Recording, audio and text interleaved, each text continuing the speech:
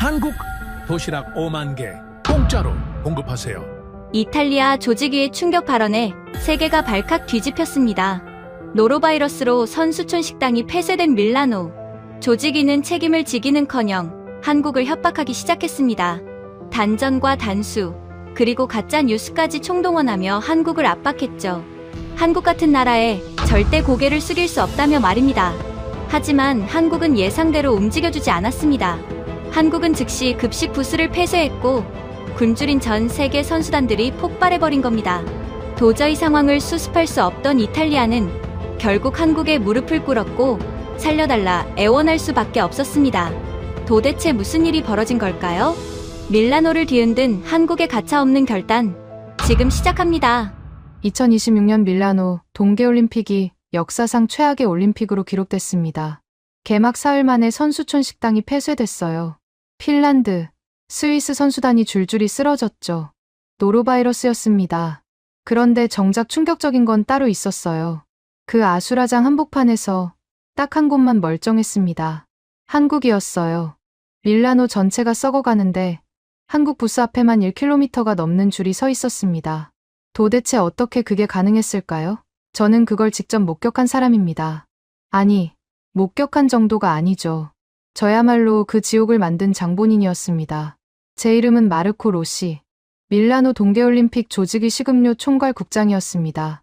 23년간 이탈리아 외식산업 정책을 주도해온 전문가라고 자부했죠. 그런 제가 지금 수갑을 차고 있습니다. 한국이라는 나라를 호구로 봤거든요. 그게 제 인생 최대의 실수였습니다. 2월 7일 토요일 오후 2시. 상황실 모니터에 속보 자막이 떴습니다. 스위스 여자 아이스하키 선수 노로바이러스 확진, 핀란드전 연기. 직원 12명이 모니터를 올려다보고 있었어요. 아무도 말이 없었습니다. 전화벨이 먼저 터졌죠. 핀란드 선수단장 킴모였습니다. 로시, 우리 선수 4명이 화장실에서 나오질 못해. 구토가 멈추지 않는다고. 몰수패. 처리하면 IOC에 정식으로 고발하겠어. 킴모의 목소리가 스피커폰을 통해 상황실 전체에 울렸습니다. 직원들의 시선이 저한테 쏠렸어요. 저는 넥타이를 고쳐매며 수화기를 집어들었습니다. 킴모, 흥분하지 마. 너희 북유럽 애들이 지중해 음식에 적응을 못한 거 아닌가? 원래 위장이 약하잖아. 전화 너머로 킴모가 욕을 퍼부었지만 저는 신경 쓰지 않았습니다. 끊어버렸어요. 스위스든 핀란드든 약소국 단장 따위가 저한테 목소리를 높여봐야 달라질 건 없었으니까요. 문제는 그 다음이었습니다. 위생팀장 줄리아가 서류 뭉치를 들고 들어왔어요. 줄리아는 30대 초반의 실무진이었는데 이 친구가 평소에도 잔소리가 많았습니다. 국장님, 확인하셔야 할 게 있습니다. 천안분 회사 냉동차 3대가 전부 고장났어요. 어젯밤부터 냉동 시스템이 꺼진 상태로 운행됐습니다. 해산물이 전부 녹았어요. 노로바이러스 원인이 거기일 가능성이 높습니다. 심장이 덜컥했습니다. 하지만 그 감정을 내보일 수는 없었어요. 직원들이 보고 있었으니까요. 저는 팔짱을 끼고 줄리아를 내려다봤습니다. 100도에 끓여서 내보내. 열 처리하면 세균 다 죽어. 더 보고할 거 있나? 줄리아의 입술이 파르르 떨렸습니다. 뭔가 더 말하고 싶어하는 게 보였어요. 하지만 저는 손을 저어 내쫓았습니다. 천암 회사 냉동차 문제가 알려지면 끝장이었거든요. 그 업체에 급식 독점권을 준 건 제 결제였습니다. 허가도 없는 회사였어요. 대신 천암은 매달 제 도박 빚을 갚아줬죠. 이건 절대 터지면 안 되는 뚜껑이었습니다. 그래서 저는 다른 쪽으로 눈을 돌렸습니다. 주방을 직접 점검하기로 했어요. 혹시 셰프들이 위생 절차를 빼먹은 건 아닌지 확인하려는 거였죠. 책임을 떠넘길 구실이 필요했으니까요. 지하 주방으로 내려가는 계단을 밟는 순간 이상한 냄새가 났습니다. 썩은 해산물 냄새가 아니었어요. 고소하고 매콤한 어디서 맡아본 듯한 냄새였죠. 주방 구석에 미슐랭 출신 수석 셰프 3명이 쪼그려 앉아 있었습니다. 제 발소리를 듣고 화들짝 놀라 뭔가를 등 뒤로 숨겼어요. 뭘 숨기는 거야? 제가 다가가서 확인하니까 바닥에 빨간 컵라면 용기와 하얀 플라스틱 밥 용기가 널려 있었습니다. 한글이 적혀 있었어요. 한국 컵라면과 즉석밥이었습니다. 이게 뭔가? 설명해. 수석 셰프 파울로가 고개를 푹 숙인 채 말했습니다. 국장님, 재료가 썩었습니다. 냉동 해산물에서 냄새가 나요. 저희도 그걸로는 못 만듭니다. 차라리 이게 안전해서. 이탈리아 미식의 자존심이라는 미슐랭 셰프들이 조리대에서 한국 라면을 끓여 먹고 있었습니다. 제 관할 주방에서요. 분노가 치밀어 올랐습니다. 하지만 동시에 뒷목이 서늘해졌어요. 셰프들조차 제 주방의 재료를 거부하고 있다는 건 상황이 제가 생각한 것보다 훨씬 심각하다는 뜻이었으니까요. 저는 한마디도 하지 못하고 주방을 나왔습니다. 계단을 올라 복도 창문 앞에 섰어요. 밖을 내다봤죠. 조직이 공식 스토어가 보였습니다. 파리만 날리고 있었어요. 손님이 한 명도 없었습니다. 그런데 시선을 좀 더 멀리 옮기니까 저 너머로 빌라 네키 캄필리오가 보였습니다. 코리아 하우스였죠. 그 앞에 1km가 넘는 줄이 구불구불 이어져 있었어요. 선수복을 입은 사람, 정장 차림의 외교관, 패딩을 입은 관중들까지 다들 한국 음식을 먹으려고 추위 속에 서 있었습니다. 주먹이 떨렸습니다. 내 식당은 문을 닫았는데 한국 부스는 장사가 폭발하고 있다니. 이건 모욕이었어요. 밀라노에서, 이탈리아 땅에서 아시아 음식이 우리를 이기고 있다니. 그때 전화가 울렸습니다. 로렌초 위원장이었어요. 차기 총리 후보라는 소문이 돌 만큼 영향력 있는 인물이었죠. 저는 즉시 받았습니다. 로시, 뉴스 봤지? 지금 전 세계에서 밀라노를 조롱하고 있어. 선수촌 식당은 닫혔고 한국 부스만 북적이는 영상이 실시간으로 퍼지고 있단 말이야. 위원장님, 대체 업체를 수배하고 있습니다. 시간이 어딨어. 예산도 없고. 들어봐. 한국 놈들 겁줘서 도시락 뺏어와. 기부 체납 형식으로 하면 돼. 한국 애들이 올림픽 공식 파트너 자격 박탈당할까봐 겁먹을 거 아니야. 로렌초 위원장의 목소리에는 초조함이 묻어 있었습니다. 하지만 지시는 명확했어요. 돈 쓰지 말고 공짜로 뺏어오라는 겁니다. 저는 그게 가능하다고 봤습니다. 한국은 작은 나라였으니까요. 올림픽 무대에서 이탈리아와 척지려 하겠습니까? 저는 곧장 경찰 연락처를 눌렀습니다. 무장 경찰 6명을 요청했어요. 위생 단속 명목이었습니다. 경찰을 앞세우고 코리아 하우스로 걸어갔습니다. 줄 서 있는 인파를 헤치며 입구로 향했어요.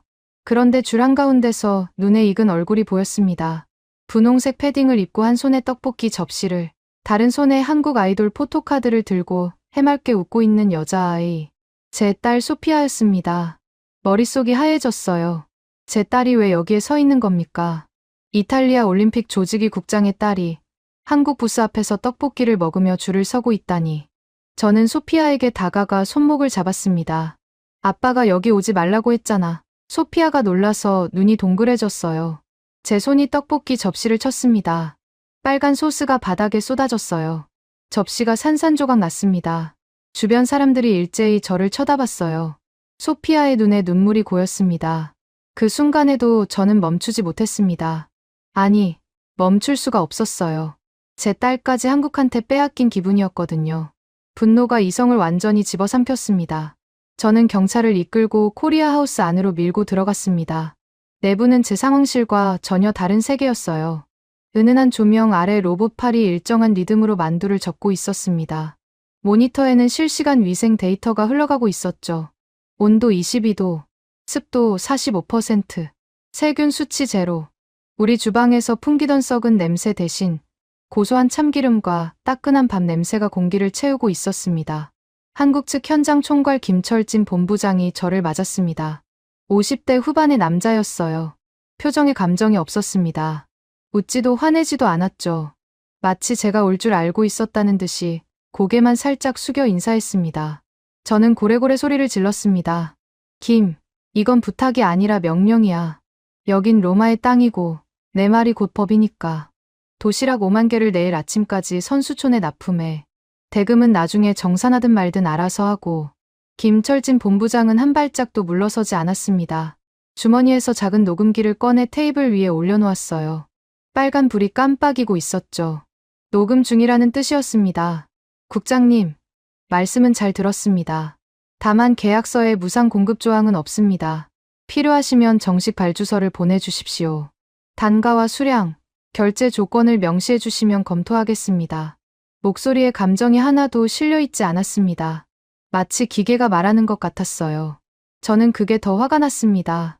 소리를 지르는 저한테 눈 하나 깜짝하지 않는 이 남자가 이해되지 않았거든요. 저는 테이블을 내리쳤습니다.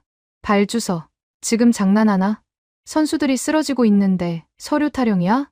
김철진 본부장이 스마트워치를 살짝 들어 보였습니다. 화면에 숫자가 돌아가고 있었어요. 무슨 타이머 같았습니다. 그때는 그게 무슨 의미인지 몰랐습니다. 국장님, 저희는 언제든 협력할 준비가 되어 있습니다. 단, 계약의 틀 안에서요. 저는 이를 악물었습니다. 이 한국인은 제가 경찰을 데리고 왔는데도 겁을 먹지 않았어요. 오히려 녹음기를 켜고 저를 관찰하고 있었죠. 그때 저는 큰 착각을 하고 있었습니다. 김철진의 침착함을 무기력으로 읽었거든요. 아시아인은 강하게 나가면 결국 고개를 숙인다고 믿었습니다. 제 23년 경력에서 가장 어리석은 판단이었어요. 저는 돌아서며 내뱉었습니다. 내일까지 생각을 바꿔. 안 그러면 이 부스 자체가 사라질 거야. 코리아 하우스를 나서는데 입구에서 소피아가 울고 있었습니다. 깨진 접시 옆에 쪼그려 앉아서요. 저는 그 앞을 지나쳤습니다. 딸의 울음소리가 등 뒤에서 멀어졌어요. 발걸음을 멈출 수 없었습니다. 그때 저는 한국이 아니라 제 자신에게 지고 있었던 겁니다. 코리아 하우스에서 돌아온 저는 곧장 실행에 옮겼습니다. 김철진이 고분고분 도시락을 내놓을 리 없다는 건 알고 있었어요. 그렇다면 방법은 하나였죠. 버티지 못하게 만드는 겁니다. 첫 번째 전화는 밀라노 시청 수도국장에게 걸었습니다. 올림픽 행사장 수도 배관은 전부 시청 관할이었거든요. 수도국장 안드레아는 제가 지난 총선 때 선거 자금을 대준 사이였습니다. 안드레아, 빌라 네키 캄필리오 쪽 상수도 밸브 좀 잠가줘. 위생 점검 명목으로 하면 돼. 수화기 너머로 잠깐 침묵이 흘렀습니다. 안드레아도 이게 무슨 뜻인지 알고 있었겠죠. 하지만 거절하지 않았어요. 30분 뒤 코리아 하우스로 들어가는 상수도가 끊겼습니다. 두 번째는 전력이었습니다. 밀라노 에너지공사에 안전 점검을 요청했어요. 저녁 7시 코리아 하우스 구역의 전력이 차단됐습니다. 저는 상황실 창문 너머로 빌라 네키 캄필리오 쪽을 바라봤어요. 불이 꺼지는 순간을 직접 보고 싶었거든요. 그런데 이상했습니다. 주변 가로등은 전부 꺼졌어요. 인근 상점들도 깜깜해졌죠. 그런데 코리아 하우스만 환하게 빛나고 있었습니다. 마치 아무 일도 없다는 듯이요. 뭐야, 전력 차단 안 된 거 아냐? 부하 직원에게 확인시켰습니다. 차단은 정상적으로 이루어졌다고 했어요. 1시간 뒤에야 이유를 알게 됐습니다. 삼성이 설치한 대용량 에너지 저장 장치 ESS라는 것이었습니다. 건물 지하에 컨테이너 크기의 배터리가 들어가 있었어요. 외부 전력이 끊기는 순간 0.1초 만에 자체 전원으로 전환되는 시스템이었죠. 0.1초. 저는 그 숫자를 듣고 멍해졌습니다. 우리 조직이 상황실은 정전되면 비상 발전기가 돌아오는데 3분이 걸렸거든요. 한국은 0.1초였습니다. 눈 한 번 깜빡이는 사이에 전력이 복구된다는 뜻이었어요. 전기를 끊어서 겁을 주겠다는 제 계획이 얼마나 유치했는지 그때 깨달았어야 했습니다. 하지만 저는 멈추지 않았어요. 오히려 더 약이 올랐습니다. 물도 안 통하고 전기도 안 통하니까 마지막 카드를 꺼냈죠. 식자재 납품로를 봉쇄해버렸습니다. 경찰차 4대를 코리아 하우스 우문 앞에 세워놓고 테러 위협 대비 교통 통제라는 명목으로 모든 차량 진입을 차단했어요. 이건 확실할 거라고 생각했습니다. 아무리 배터리가 있어도 음식 재료가 없으면 요리를 할 수 없으니까요. 이틀만 버티면 한국은 백기를 들 수밖에 없었습니다. 그날 밤 저는 사무실에 앉아 코리아 하우스의 CCTV를 모니터로 지켜봤습니다. 정확히 말하면 조직이 보안 카메라에 잡히는 외곽 영상이었죠. 코리아 하우스 주변이 점점 조용해지는 게 보였어요. 납품 트럭이 오지 못하니까 물류가 멈춘 것 같았습니다. 저는 의자에 깊이 기대며 웃었어요. 거봐. 아무리 기술이 좋아도 밥은 하늘에서 떨어지지 않는다고. 11시쯤이었습니다. 부하 직원 마테오가 황급히 뛰어들어왔어요. 국장님, 선수촌 담장 쪽을 보셔야 합니다. 저는 마테오를 따라 선수촌 외곽으로 나갔습니다. 어두운 골목길을 걷는데 담장 모퉁이에서 웅성거리는 소리가 들렸어요.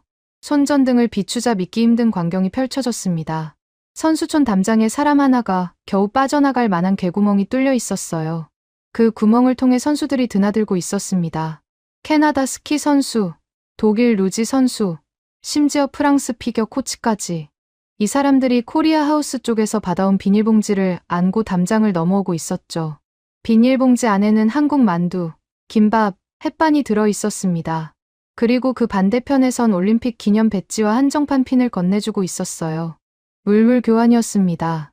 한국 만두 한 봉지에 올림픽 공식 핀 3개, 햇반 2개에 각국 선수단 한정 배지 하나, 담장 구멍을 사이에 두고 암시장이 형성된 겁니다.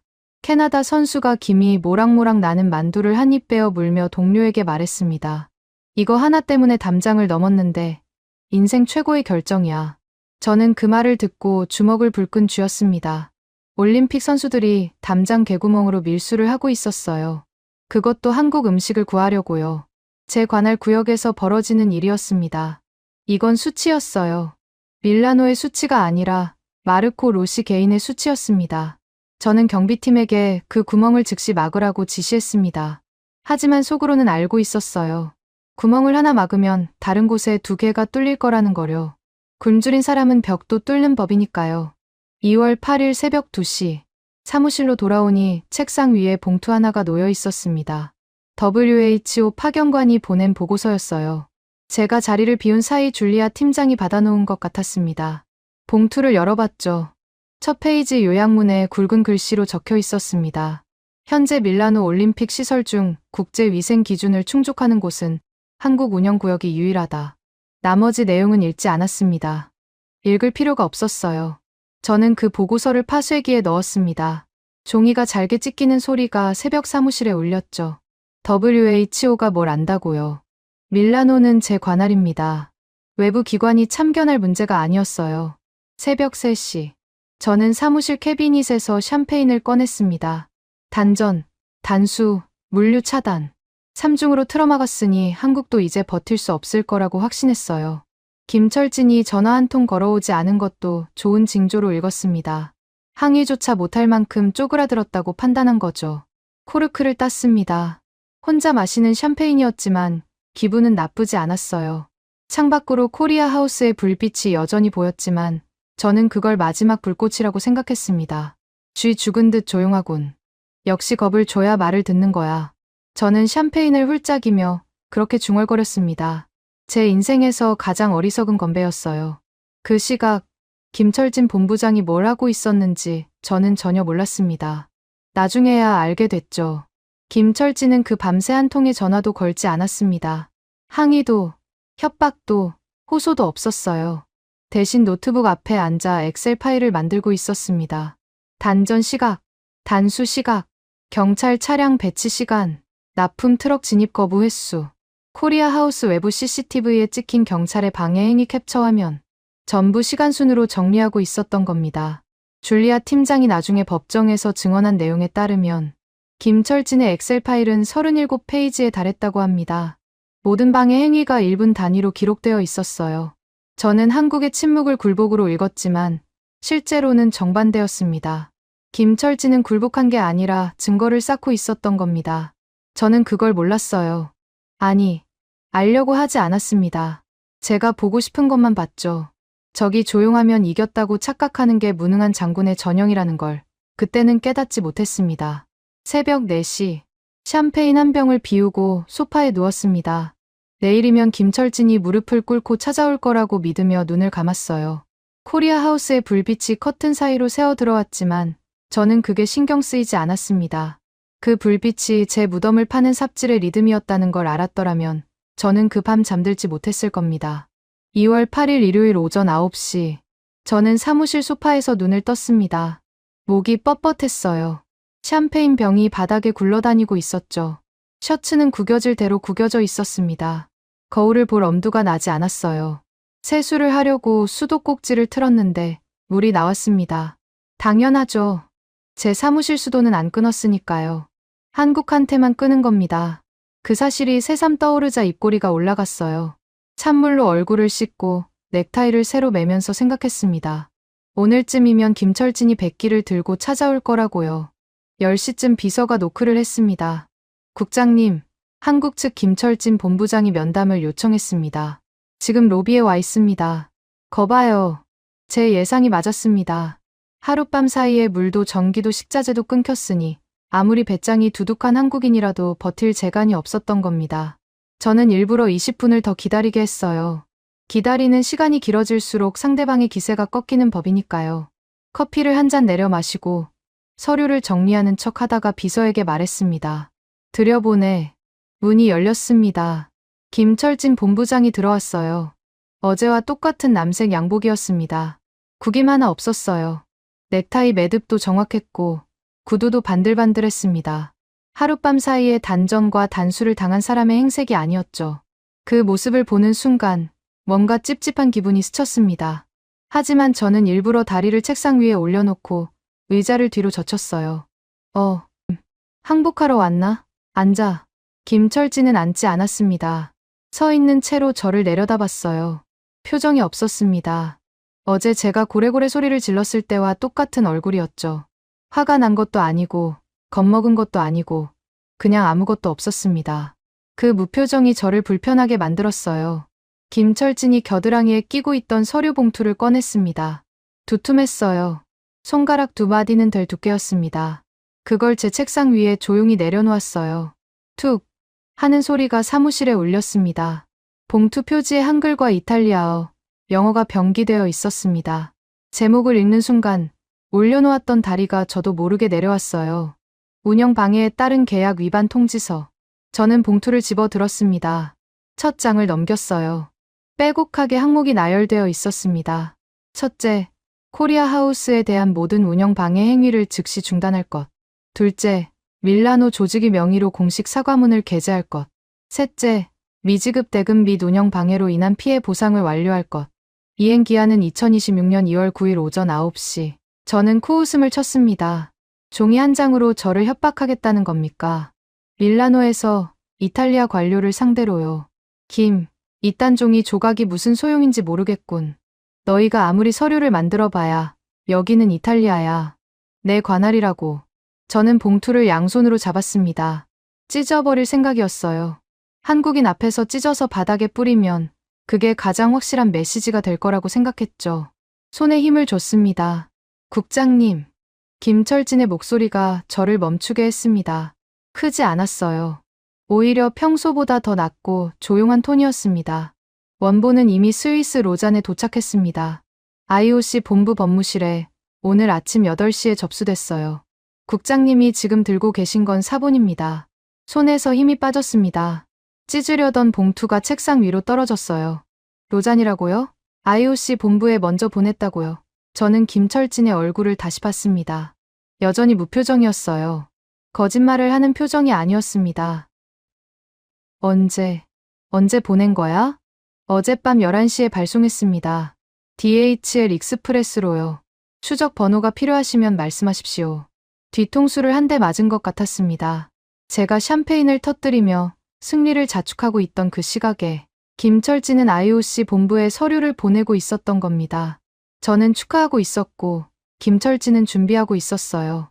그 차이가 갑자기 서늘하게 느껴졌습니다. 하지만 인정할 수는 없었어요. 저는 목소리를 높였습니다. 그래서 IOC가 너희 편을 들 것 같아. 개최국은 이탈리아야. IOC가 우리한테 뭘 어쩌겠어. 김철진이 왼쪽 손목을 들어 올렸습니다. 스마트워치 화면이 저를 향했어요. 검은 배경에 하얀 숫자가 돌아가고 있었습니다. 시간, 분, 초. 카운트다운이었죠. 데드라인은 내일 2월 9일 오전 9시입니다. 지금부터 23시간 남았습니다. 김철진이 손목을 내리며 말을 이었습니다. 그때까지 통지서의 3가지 요구가 이행되지 않으면 저희는 계약서 제44조대로 움직입니다. 협상은 없습니다. 숫자로 증명하십시오. 제44조. 저는 그 조항 번호를 처음 들었습니다. 계약서가 몇백 페이지짜리인데 제가 그걸 다 읽었을 리가 없죠. 솔직히 말하면 계약서에 도장을 찍을 때 첫 페이지와 마지막 페이지만 봤습니다. 가운데 수백 페이지는 넘겼어요. 어차피 한국이 의리였으니까 불리한 조항이 있어봤자 우리한테 문제될 건 없다고 생각했거든요. 44조가 뭔데? 말해봐. 김철진은 대답하지 않았습니다. 고개를 살짝 숙여 인사를 한 뒤 몸을 돌렸어요. 문을 향해 걸어갔습니다. 등이 곧았습니다. 어깨가 흔들리지 않았어요. 한 번도 뒤를 돌아보지 않았습니다. 야, 김, 내가 물어보고 있잖아. 44조가 뭐냐고. 문이 닫혔습니다. 저는 빈 사무실에서 혼자 소리를 지르고 있었어요. 에어컨 바람 소리만 윙윙거렸습니다. 찜찜했습니다. 배 속에 돌덩이가 들어앉은 것처럼 묵직했어요. 김철진의 마지막 표정이 자꾸 머릿속에 맴돌았습니다. 화가 나서 뛰쳐나간 게 아니었어요. 할 말을 다 하고 정확히 계획대로 나간 겁니다. 마치 이 면담 자체가 요식행위였다는 듯이요. 저는 서류 봉투를 다시 집어 들었습니다. 44조를 찾아봐야 했어요. 페이지를 넘기다가 멈췄습니다. 이 서류에는 44조 원문이 없었어요. 통지서일 뿐, 계약서, 전문이 아니었거든요. 저는 캐비닛을 뒤졌습니다. 계약서 원본이 어디 있는지 기억이 나지 않았어요. 서류함을 3개나 뒤졌지만 나오지 않았습니다. 법무팀에 전화를 걸었더니 일요일이라 사무실에 아무도 없었어요. 손바닥에 땀이 배었습니다. 44조가 뭔지 모른 채로 23시간을 보내야 한다는 게 점점 불안해졌어요. 김철진은 그 조항 번호를 말할 때 눈 하나 감지 않았습니다. 마치 그 번호를 수백 번 읽어본 사람처럼요. 하지만 저는 그 불안을 억눌렀습니다. 아니, 억누르기로 했어요. 생각해보면 한국이 뭘 할 수 있겠습니까? 수백억 원을 투자해서 코리아 하우스를 지었는데 고작 서류 한 장 때문에 그걸 포기하겠어요? 올림픽이 끝나기도 전에 철수한다. 그건 한국한테도 손해잖아요. 결국 블러핑이었습니다. 허세, 허풍, 아시아인들이 잘 쓰는 수법이죠. 저는 스스로를 그렇게 납득시켰습니다. 그리고 이건 나중에야 안 사실입니다만 김철진 본부장이 제 사무실을 나서면서 복도에서 박영수 변호사에게 전화를 걸었다고 합니다. 딱 한마디였어요. 예정대로. 박영수 변호사는 그 전화를 받고 44조 발동 서류에 최종 서명을 했다고 합니다. 김철진이 제 사무실에 들어오기 전에 이미 모든 준비가 끝나 있었던 겁니다. 면담은 절차였어요. 마지막으로 기회를 한번 주는 절차. 저는 그 기회를 발로 걷어찼습니다. 발로 찬 줄도 모른 채요. 오후가 되자 하늘이 흐려졌습니다. 밀라노의 2월 하늘은 원래 잿빛이에요. 저는 창가에 서서 코리아 하우스 쪽을 바라봤습니다. 불빛은 여전했어요. 어젯밤 단전을 시켰는데도 꿈쩍하지 않는 저 불빛이 처음으로 위협적으로 느껴졌습니다. 스마트워치의 카운트다운이 자꾸 눈앞에 아른거렸어요. 23시간, 22시간, 21시간, 숫자가 줄어들고 있었습니다. 저는 그 숫자를 머릿속에서 지우려고 했지만 지울 수가 없었어요. 김철진의 마지막 말이 귓가에서 떠나지 않았습니다. 협상은 없습니다. 그 한마디가 제 위장을 조여왔습니다. 협상이 없다는 건 양보도 없다는 뜻이었으니까요. 2월 8일 오후 1시, 저는 책상 앞에 앉아 손톱을 물어뜯고 있었습니다. 44조가 뭔지 여전히 모르는 상태였어요. 법무팀 직원 3명에게 전화를 돌렸지만 일요일이라 1명만 겨우 잡았습니다. 그 직원도 계약서, 원본은 사무실 금고에 있어서 내일 출근해야 확인 가능하다고 했어요. 내일이면 늦습니다. 데드라인이 내일 아침 9시니까요. 불안이 가슴팍을 짓눌렀습니다. 하지만 저는 불안할수록 공격적으로 변하는 인간이에요. 가만히 앉아서 당하고 있을 수는 없었습니다. 뭐라도 해야 했어요. 그래서 제가 할 수 있는 가장 비열한 카드를 꺼냈습니다. 언론이었죠. 저는 친분이 있는 기자 3명에게 전화를 걸었습니다. 라 레푸블리카, 코리에레 델라 세라, 그리고 지역 방송 롬바르디아 TV. 전부 제가 술을 사주고 정보를 흘려주던 사이였어요. 한국 부스 음식에서 대장균 의혹이 있어. 아직 확정은 아닌데 검사 결과가 나오기 전에 한번 다뤄줘. 의혹 제기 정도면 소송 걸릴 일도 없으니까. 3명 다 흔쾌히 수락했습니다. 1시간 뒤 온라인 뉴스에 기사가 올라갔어요. 밀라노 올림픽 한국 부스, 위생 의혹 제기, 대장균 검출 가능성. 헤드라인만 보면 마치 한국 음식이 식중독의 원인인 것처럼 보였죠. 기사 본문에는 확인 중, 가능성 같은 단어를 잔뜩 집어넣어서 법적 책임을 피해갔습니다. 다음 수순은 위생 점검이었어요. 밀라노 보건당국에 긴급 위생 조사를 요청했습니다. 올림픽 기간 중 식품 안전 확보를 위한 정기 점검이라는 명목이었지만 실상은 한국을 괴롭히기 위한 쇼였죠.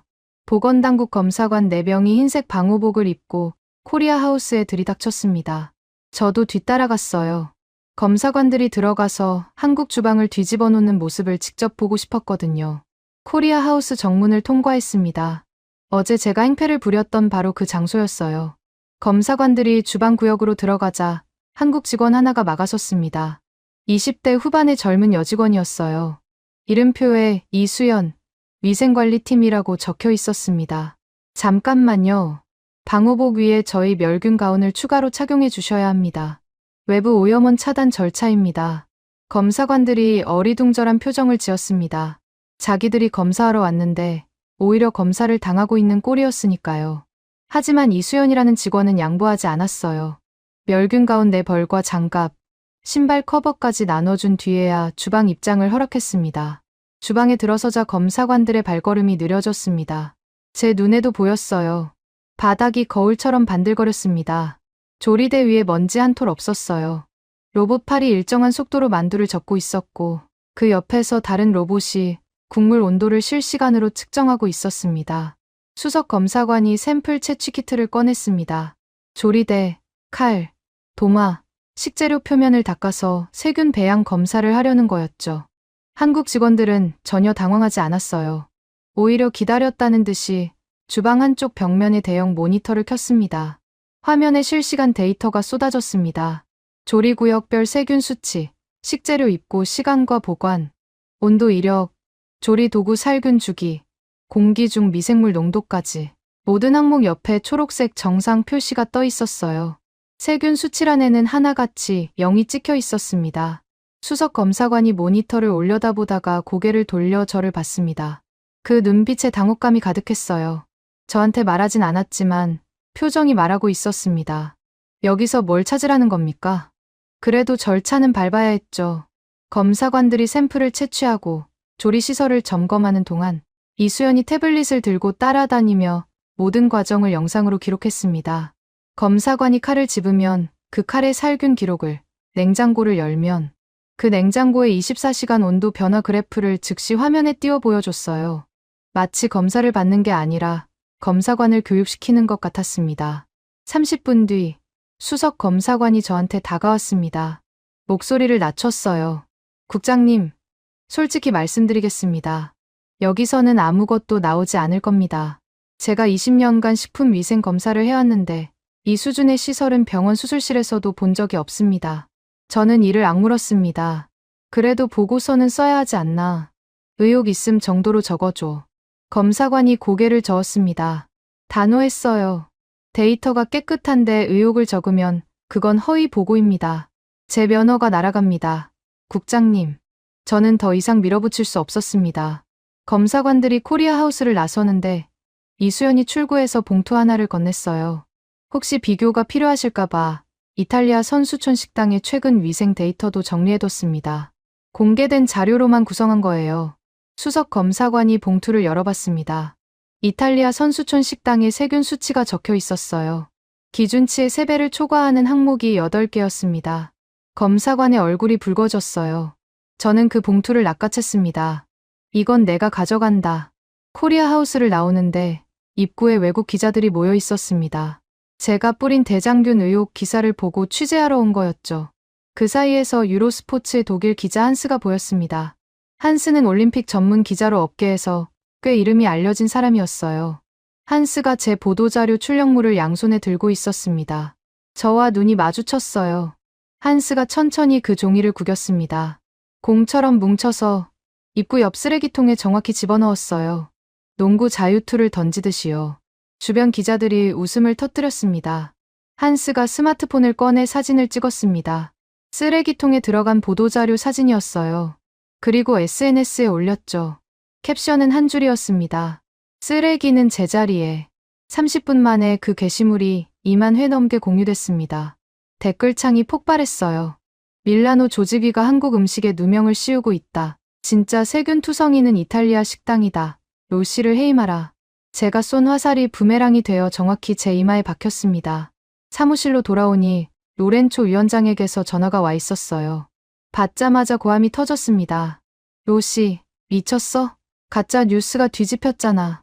지금 전 세계가 우리를 비웃고 있어. 내가 언론 플레이를 하라고 했지. 자살 쇼를 하라고 한 게 아니야. 저는 변명할 말이 없었습니다.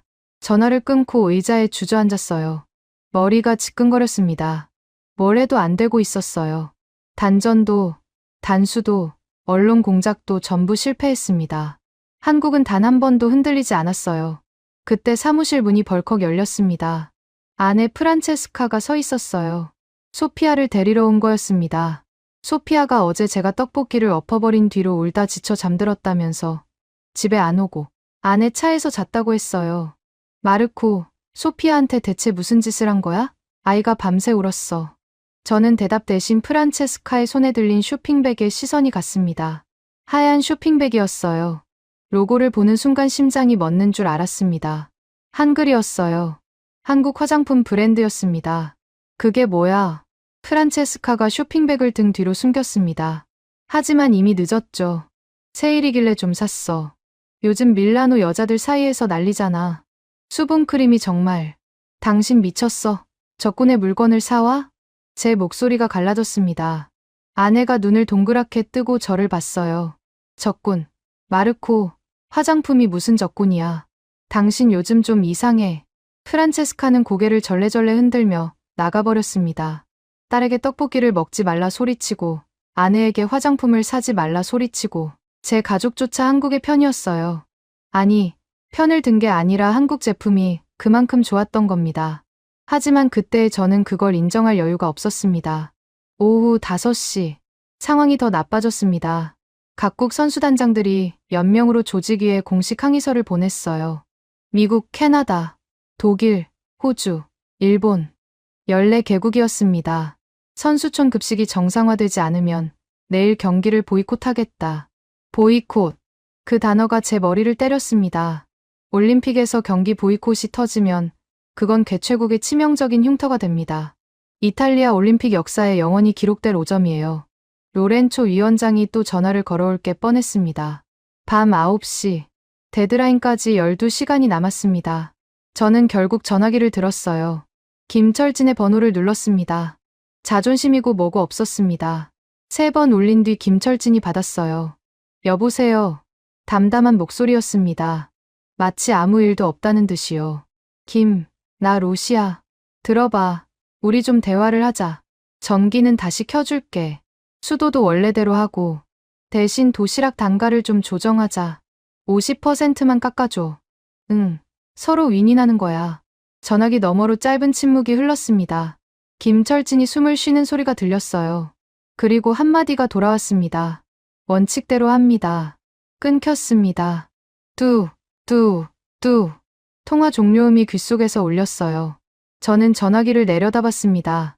화면에 통화 시간이 떠 있었어요. 23초. 23초짜리 통화였습니다. 제가 비굴하게 흥정을 시도하는데 23초. 김철진이 거절하는데 3초.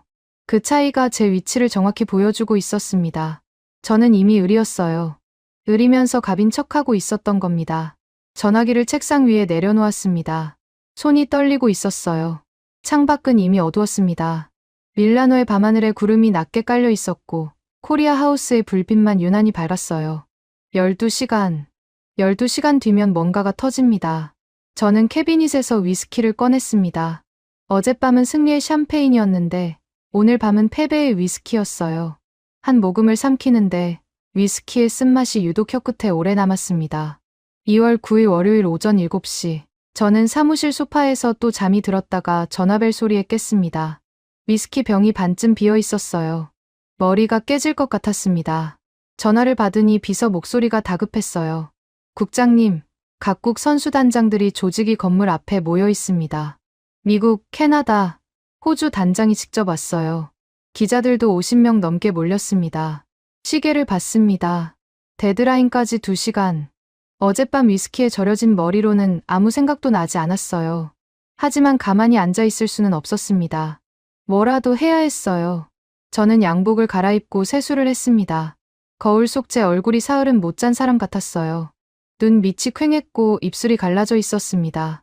저는 비서에게 전화를 걸었습니다. 김철진이랑 한국 법무팀을 긴급 호출해. 조직위 3층 회의실로. 30분 안에. 제가 먼저 불렀습니다. 어제까지 한국을 무시하던 제가 오늘은 제 발로 회의를 요청한 겁니다. 자존심이 바닥을 쳤어요.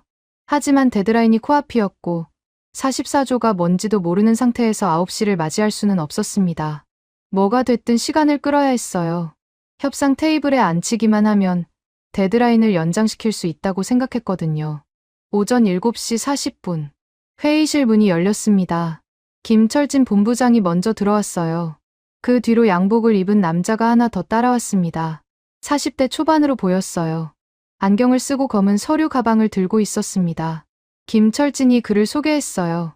법무법인 태평양 소속 국제변호사 박영수입니다. 박영수 변호사는 가볍게 고개를 숙여 인사했습니다. 표정이 김철진과 닮아 있었어요. 감정이 없었습니다. 이 한국인들은 전부 이런 건지 아니면 훈련을 받은 건지 모르겠지만 제 앞에 앉은 두 사람의 얼굴에서 분노도, 초조함도, 기대도 읽을 수 없었습니다. 저는 최대한 여유로운 척 의자에 기대 앉았어요. 좋아. 다 왔으니까 얘기하자. 상황이 좀 복잡해졌잖아. 서로 양보할 건 양보하고 도시락 납품 재개부터 하지.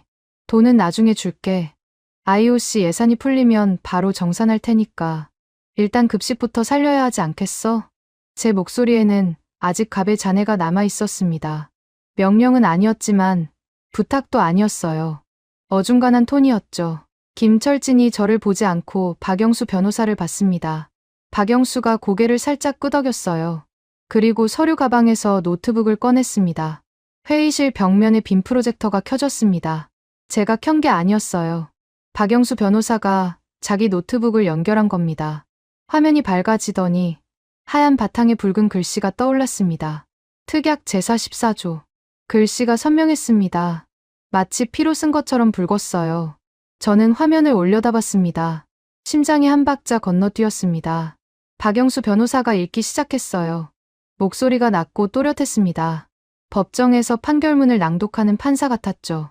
갑, 즉 밀라노 동계올림픽 조직위원회의 귀책 사유로 인해 즉 한국 컨소시엄의 정상적 운영이 불가능하다고 판단될 경우 을은 별도의 협의 절차 없이 본 계약을 즉시 파기할 수 있다.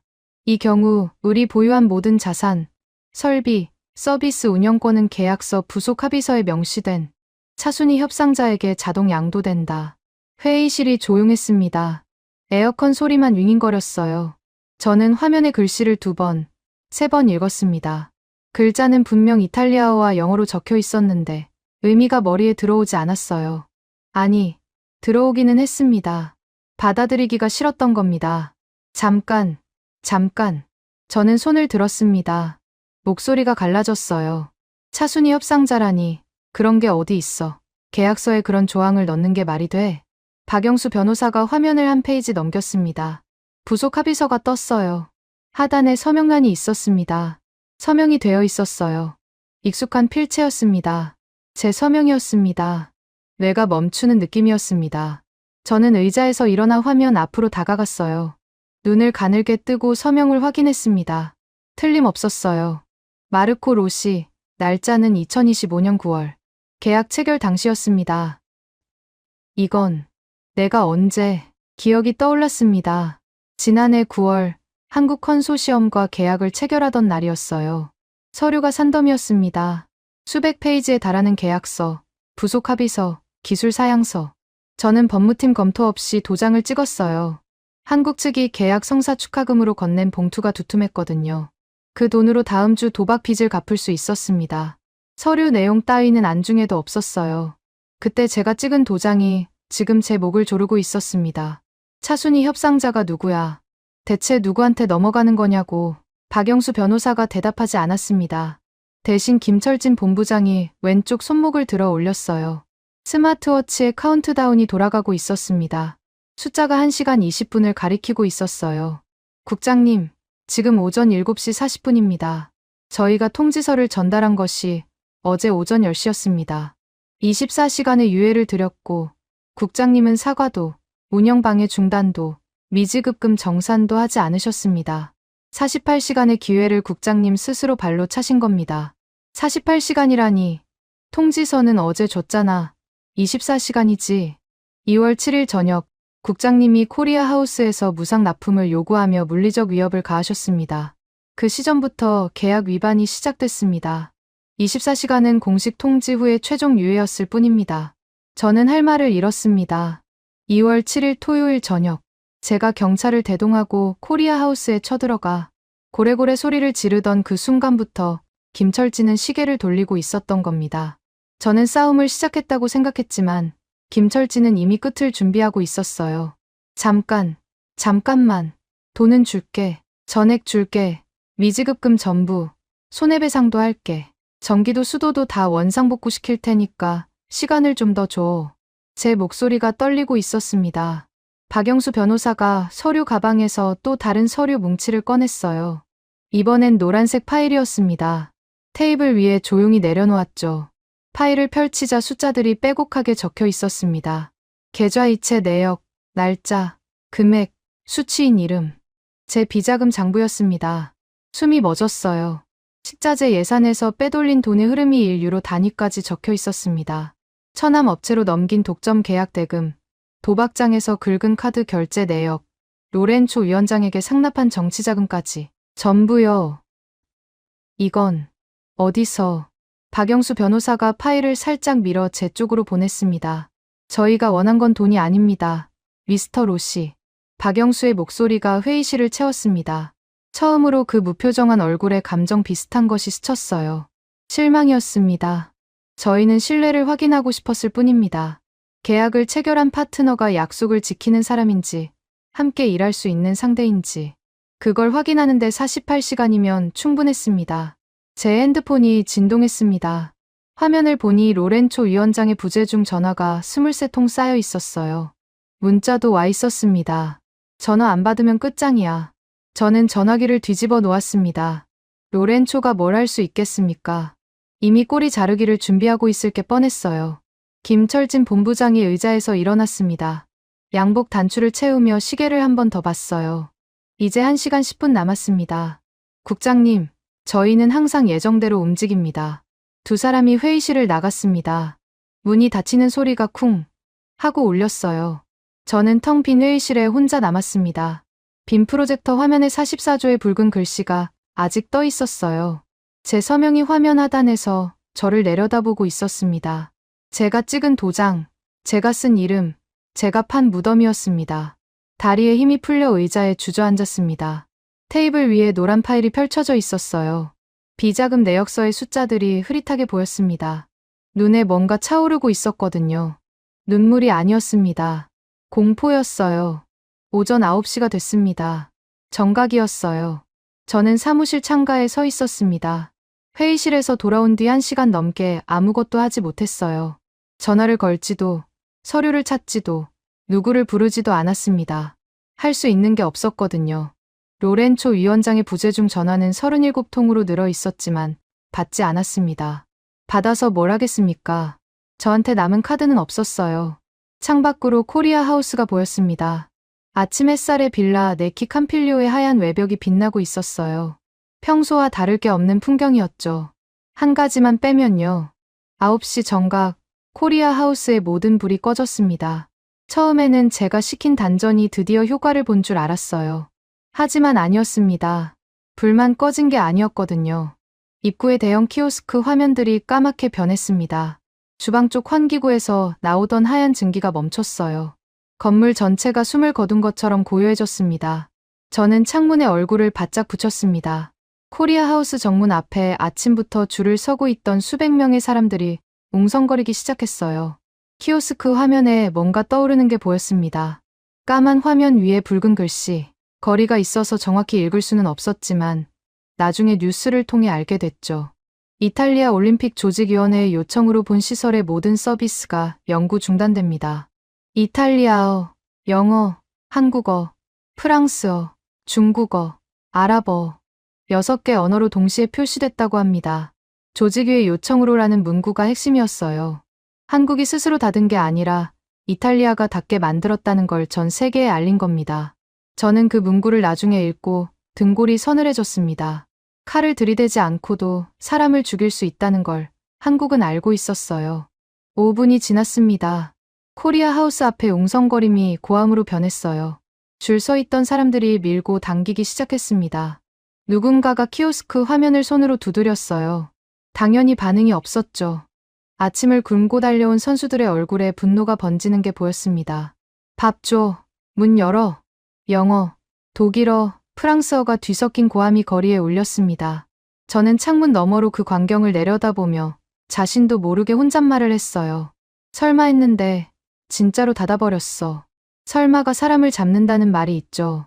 저는 끝까지 한국이 블러핑이라고 믿었습니다. 수백억 원을 쏟아부은 시설을 포기할 리 없다고요. 하지만 김철진은 경고한 대로 정확히 실행했습니다. 단 1초의 지체도 없이 9시 0분 0초에 전원을 내렸어요. 저는 이제야 깨달았습니다. 김철진이라는 사람은 협박을 하는 인간이 아니었어요. 예고를 하는 인간이었습니다. 협박과 예고의 차이가 뭔지 아십니까? 협박은 상대가 겁먹길 바라면서 하는 거고, 예고는 상대의 반응과 상관없이 실행하겠다는 뜻입니다. 비서가 뛰어들어왔습니다. 국장님, 각국 선수단이 폭동 직전입니다. 미국 단장이 IOC 긴급 회의를 소집한다고 합니다. 저는 대답하지 못했어요. 창밖에서 벌어지는 일이 점점 걷잡을 수 없이 커지고 있었거든요. 코리아 하우스 주방에서 일하던 이탈리아 현지 고용 셰프 안토니오가 뛰쳐나왔습니다. 흰 조리복을 입은 채로요. 손에 국자를 들고 있었어요. 안토니오는 정문 앞 군중을 향해 국자를 내던졌습니다. 쨍그랑 하는 소리가 울렸어요. 나도 안 해. 한국 시스템 없으면 나도 요리 못해. 조직이 주방으로 돌아가라고. 거긴 쓰레기통이야. 이탈리아 셰프가 자국 조직위를 쓰레기통이라고 부르고 있었습니다. 기자들의 카메라가 일제히 안토니오를 향했어요. 플래시가 터졌습니다. 안토니오의 발언은 30분 만에 전 세계 실시간 트렌드에 올랐죠. 군중의 시선이 바뀌기 시작했습니다. 처음에는 코리아 하우스를 향해 문 열어 를 외치던 사람들이 점점 방향을 돌렸어요. 그들의 시선이 제가 있는 조직위 본부 건물 쪽으로 향했습니다. 누군가가 외쳤어요. 한국이 닫은 게 아니야. 로시가 닫게 만든 거야. 그 한마디가 도화선이었습니다. 수백 명의 군중이 코리아 하우스 앞을 떠나 조직위 본부 건물로 몰려오기 시작했어요. 걸음이 빨라졌고 고함이 커졌습니다. 로시 나와. 로시 해임. 제 이름이 밀라노 거리에 메아리 쳤습니다. 저는 창문에서 한 발짝 물러섰습니다. 다리가 후들거렸어요. 물병이 날아왔습니다. 2층 창문 바로 아래 벽에 부딪혀 터졌어요. 물이 사방으로 튀었습니다. 돌멩이도 날아왔어요. 유리에 금이 갔습니다. 저는 본능적으로 몸을 숙였습니다. 전화벨이 울렸어요. 로렌초 위원장이었습니다. 이번엔 받을 수밖에 없었습니다. 로렌초, 상황이. 닥쳐, 로시. 고막이 찢어질 것 같았습니다. 로렌초의 목소리가 전화기 너머로 폭발했어요. 지금 RAI 뉴스에 내 이름이 대문짝만하게 나오고 있어. 한국이 셧다운했다는 속보가 전 세계로 퍼졌고 원인 제공자가 마르코 로시라고 박혀있단 말이야. 내가 책임지고 사퇴해. 기자회견 열고 개인적 일탈이었다고 말해. 난 모르는 일이야. 알겠어? 모르는 일. 사흘 전에 한국 놈들 겁줘서 뺏어와라고 지시한 사람이 지금 모르는 일이라고 합니다. 저는 수화기를 꽉 쥐었어요. 손가락 마디가 하얘졌습니다. 로렌초, 당신이 시켰잖아. 기부 체납으로 가져오라고. 돈 쓰지 말라고. 당신이. 증거 있어? 녹음했어. 문서 있어? 없었습니다. 로렌초는 전화로만 지시했고 서류로 남긴 건 하나도 없었어요. 전부 제 입으로 실행했고 제 이름으로 결제했습니다. 로렌초는 처음부터 저를 방패로 쓸 생각이었던 겁니다. 저는 그걸 이제야 알았어요. 오후 3시까지 사퇴 안 하면 내가 직접 해임 통보한다. 그리고 로시, 비자금 건 나도 알고 있어. 내가 순순히 나가면 묻어주겠지만 버티면 경찰에 넘길 거야. 전화가 끊겼습니다. 저는 전화기를 바닥에 내동댕이 쳤어요. 화면에 금이 갔습니다. 하지만 아무 느낌이 없었어요. 분노도 억울함도 지나갔고 남은 건 텅 빈 공원뿐이었습니다. 창밖에서 유리 깨지는 소리가 났습니다. 1층 로비 쪽이었어요. 군중이 건물 안으로 밀고 들어오는 것 같았습니다. 경비원들이 소리를 지르는 게 들렸어요. 사이렌이 멀리서 가까이 다가오고 있었습니다. 저는 사무실 구석으로 걸어갔습니다. 벽에 등을 기대고 바닥에 주저앉았어요. 양복 바지에 먼지가 묻었지만 신경 쓸 겨를이 없었습니다. 한국은 경고했습니다. 24시간을 줬어요. 서류를 보냈고 데드라인을 알렸고 조항 번호까지 말해줬습니다. 저는 그 모든 걸 무시했어요. 종이 조각이라고 비웃었고 블러핑이라고 깔봤고 아시아인은 겁을 주면 물러난다고 착각했습니다. 그런데 한국은 물러나지 않았어요. 정확히 약속한 시각에 정확히 예고한 대로 실행했습니다. 감정도 없이 망설임도 없이 9시 정각에 스위치를 내렸어요. 그 차가운 정확성이 저를 무너뜨렸습니다. 한국이 무서웠던 게 아니에요. 한국이 전혀 흔들리지 않았다는 사실이 무서웠습니다. 제가 고래고래 소리를 지르고 전기를 끊고 수도를 막고 가짜 뉴스를 뿌리고 경찰을 동원하는 동안 김철진은 눈 하나 감지 않았어요. 녹음기를 켜고 엑셀 파일을 만들고 IOC에 서류를 보내고 변호사를 준비시켰습니다. 저는 감정으로 싸웠고 김철진은 시스템으로 싸웠어요. 시작부터 승부가 정해져 있었던 겁니다. 사이렌 소리가 건물 바로 앞까지 다가왔습니다. 경찰이 출동한 것 같았어요. 하지만 그 경찰이 군중을 막으러 온 건지 저를 잡으러 온 건지 알 수 없었습니다. 저는 바닥에 앉은 채 고개를 들어 창밖을 바라봤어요. 코리아 하우스의 까만 키오스크 화면 위로 붉은 글씨가 아직 떠 있었습니다. 조직위의 요청으로 서비스가 영구 중단됩니다. 6개 언어로 쓰인 그 문장이 밀라노 하늘 아래서 제 이름을 대신 외치고 있었어요. 군중의 고함 소리가 점점 가까워졌습니다. 군중의 고함이 조직위 건물을 뒤흔드는 그 시각, 코리아 하우스 쪽에서 이상한 움직임이 포착됐습니다.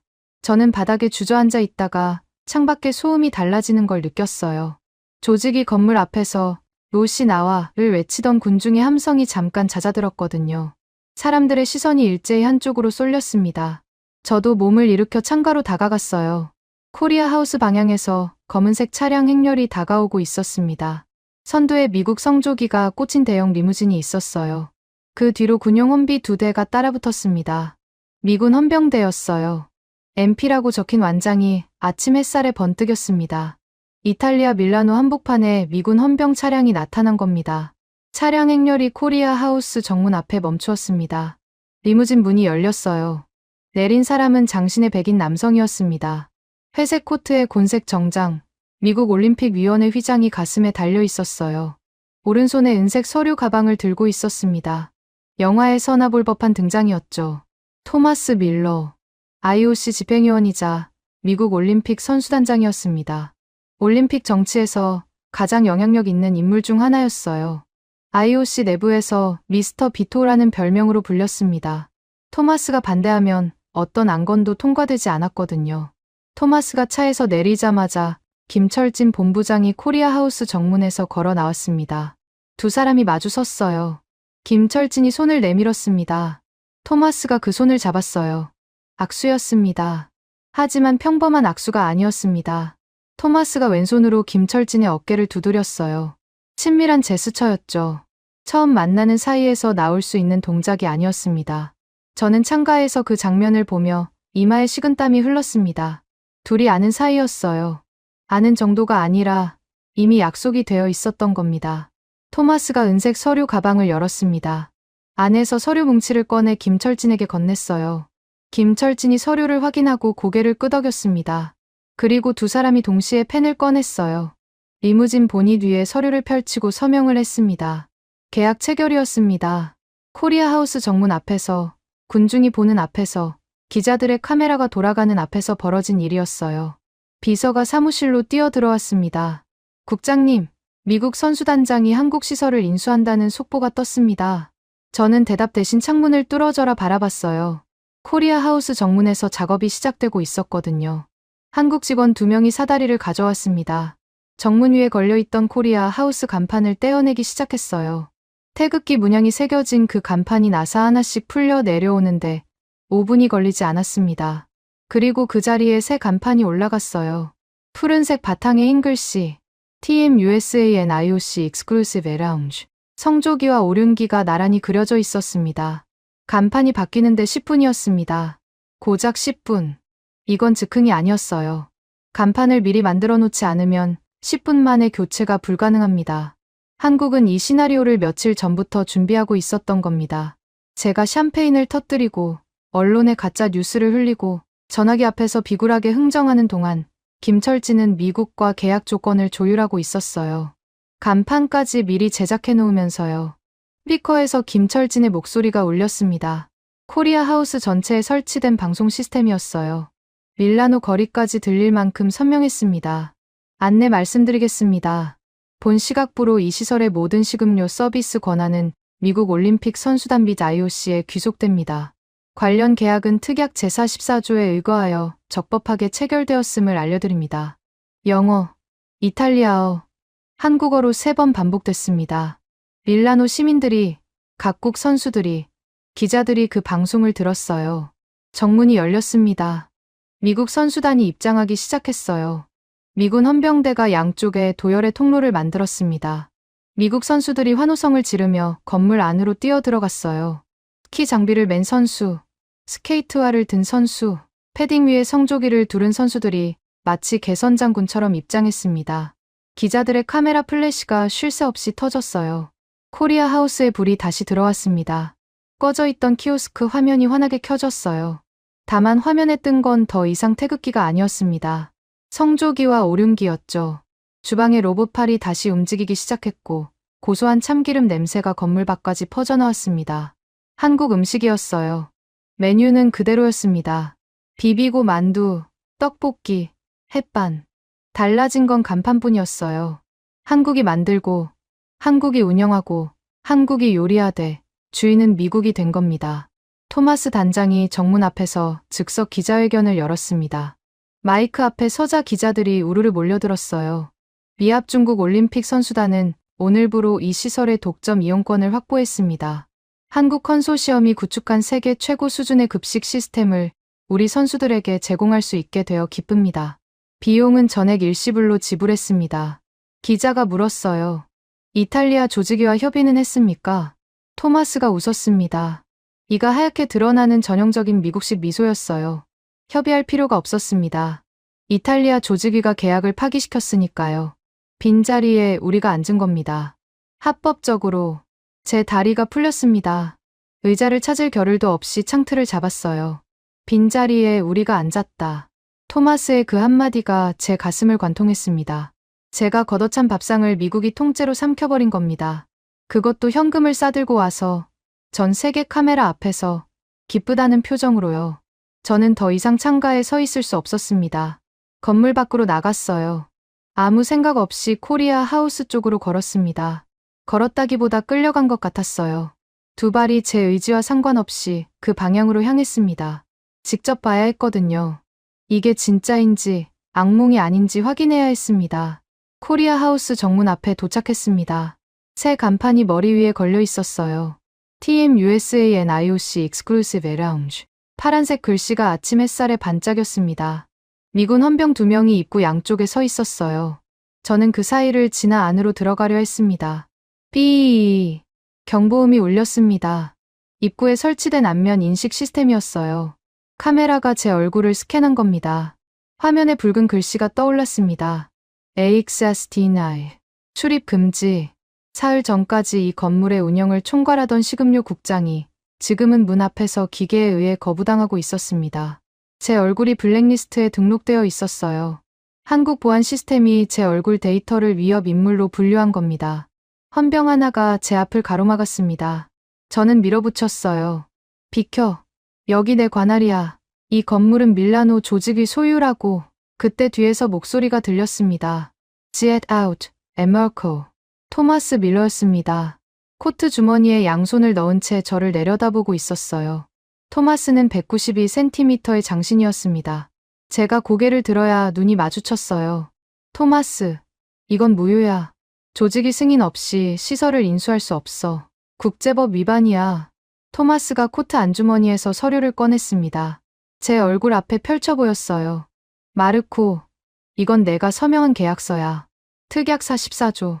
조직위의 귀책 사유로 운영이 불가능할 시 차순위 협상자에게 권리가 자동 양도된다. 차순위 협상자는 미합 중국 올림픽 선수단이야. 내가 서명했어. 내 이름이 여기 적혀 있잖아. 서류 하단에 제 서명이 다시 눈에 들어왔습니다. 아까 회의실에서 봤던 바로 그 서명이었어요. 2025년 9월에 봉투 속 돈에 눈이 멀어 아무 생각 없이 찍은 그 도장이었습니다. 그때의 제가 오늘의 저를 죽인 겁니다. 토마스가 서류를 접어 다시 주머니에 넣었습니다. 그리고 헌병에게 고개를 끄덕였어요. 헌병 2명이 제 양쪽 팔을 잡고 입구에서 밀어냈습니다. 이탈리아 땅에서, 이탈리아 올림픽 시설 앞에서 미군 헌병에게 밀려나는 이탈리아 국장. 기자들의 카메라가 그 장면을 하나도 빠짐없이 담았어요. 저는 정문 바깥으로 밀려난 채 바닥에 주저앉았습니다. 코리아 하우스 안에서 미국 선수들의 환호성이 들렸어요. 한국 만두를 먹으며 웃고 떠드는 소리였습니다. 제가 무상으로 뺏으려 했던 그 만두를 미국은 전액을 현금으로 치르고 사갔습니다. 제가 공짜로 얻으려다 잃은 것을 미국은 정당한 대가를 지불하고 얻었어요. 그 차이가 바로 저와 토마스의 차이였습니다. 코리아 하우스의 새 간판이 아침 햇살에 빛나고 있었어요. 그 불빛 아래서 저는 깨달았습니다. 한국은 처음부터 우리를 필요로 하지 않았어요. 우리가 한국을 필요로 했던 겁니다. 그걸 몰랐던 건 밀라노에서 저 혼자뿐이었습니다. 오전 10시. 수갑이 채워졌습니다.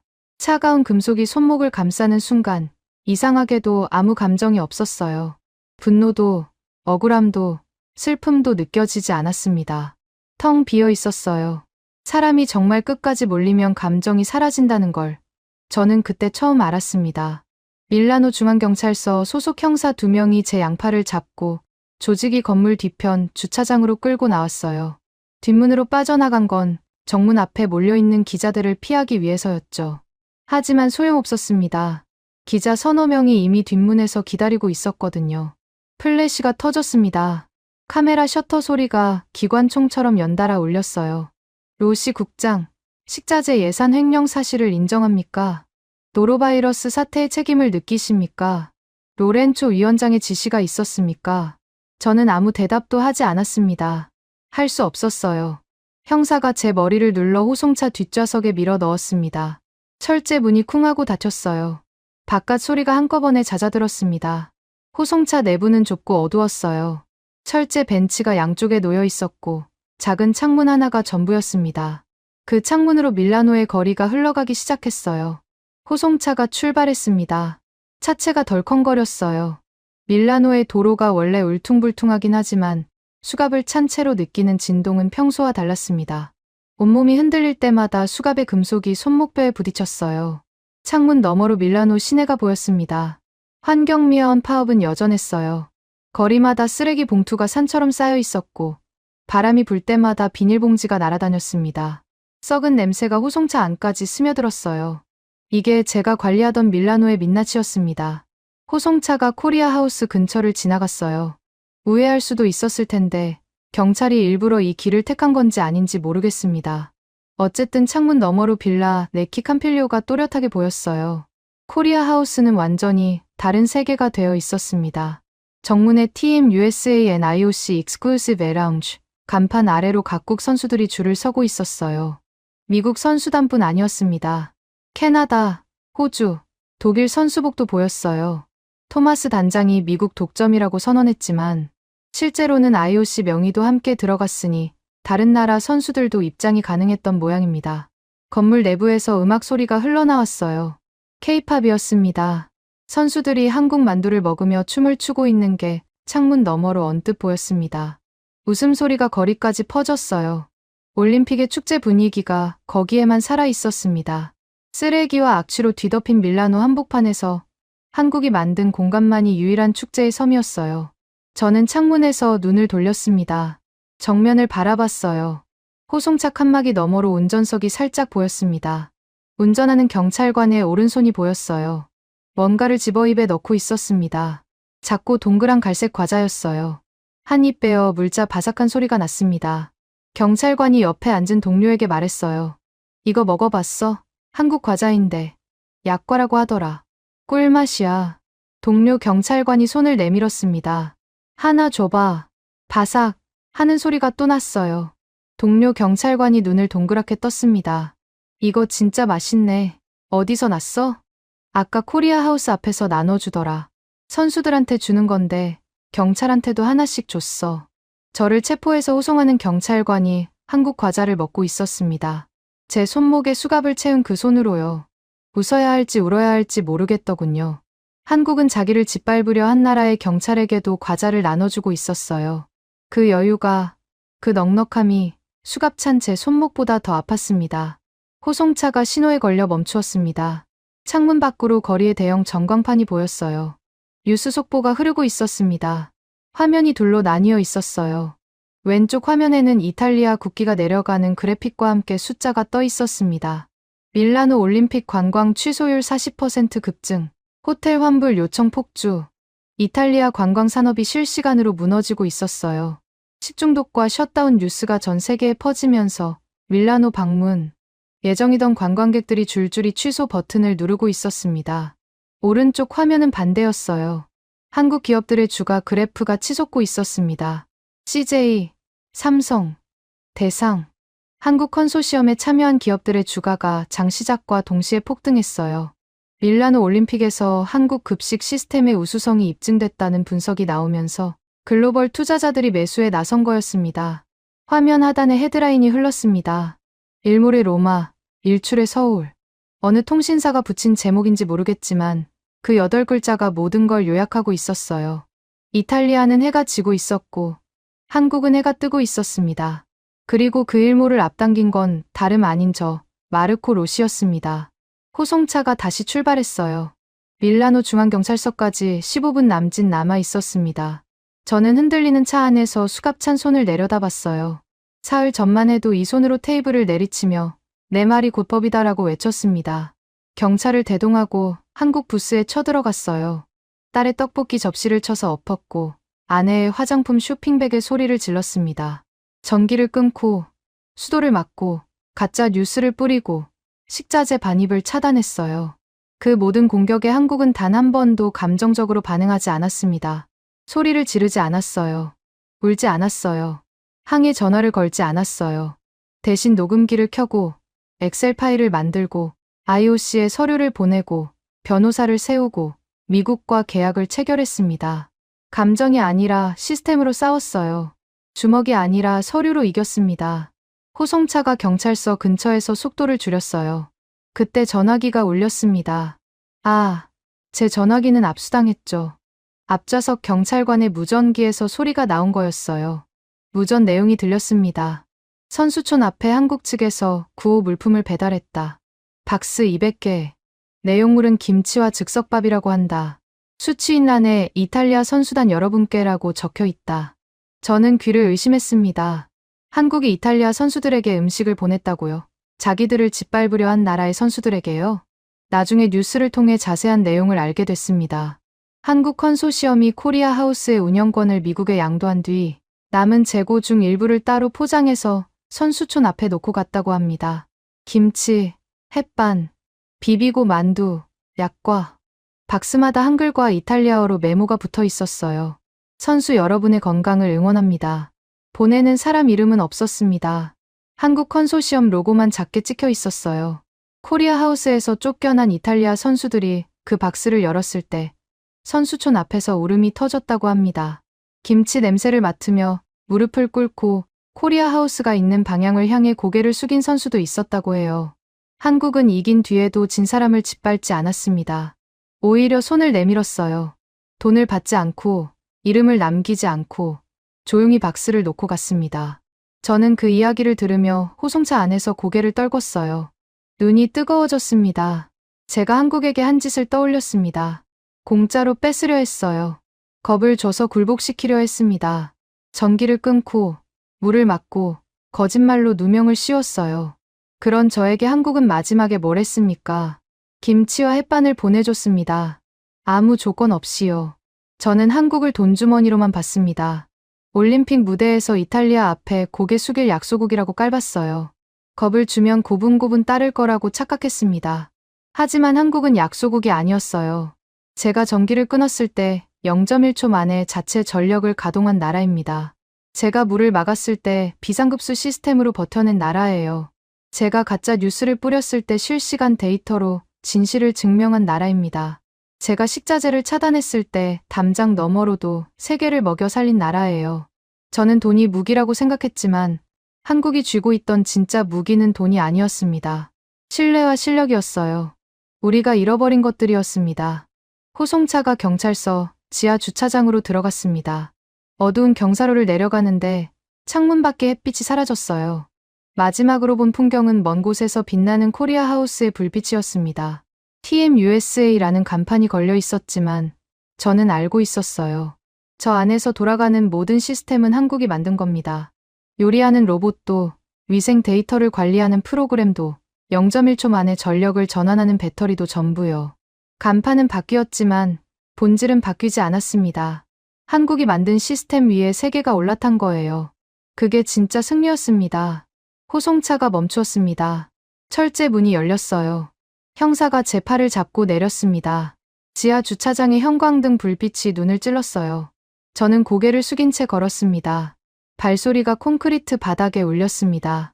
제 구두 소리와 형사 2명의 군화 소리가 섞여 메아리쳤어요. 사흘 전 코리아 하우스에 경찰을 대동하고 걸어 들어갈 때의 발소리가 떠올랐습니다. 그때 저는 정복자의 걸음이었어요. 지금은 죄인의 걸음입니다. 철제 문 하나가 더 열렸습니다. 밝은 형광등 아래 긴 복도가 이어졌어요. 복도 끝에 유치장이 있었습니다. 저는 그쪽으로 끌려가면서 손목의 수갑이 어제 김철진의 스마트워치와 같은 무게라는 걸 느꼈어요. 김철진의 손목에는 카운트다운이 있었고 제 손목에는 수갑이 있었습니다. 같은 손목에서 시작된 사흘이 이렇게 다른 결말로 끝났습니다. 지금까지 여러분의 영원한 말동무, 감동을 더하다 였습니다. 세계를 놀라게 한 대한민국. 다음 영상에서도 계속됩니다. 좋은 하루 되세요.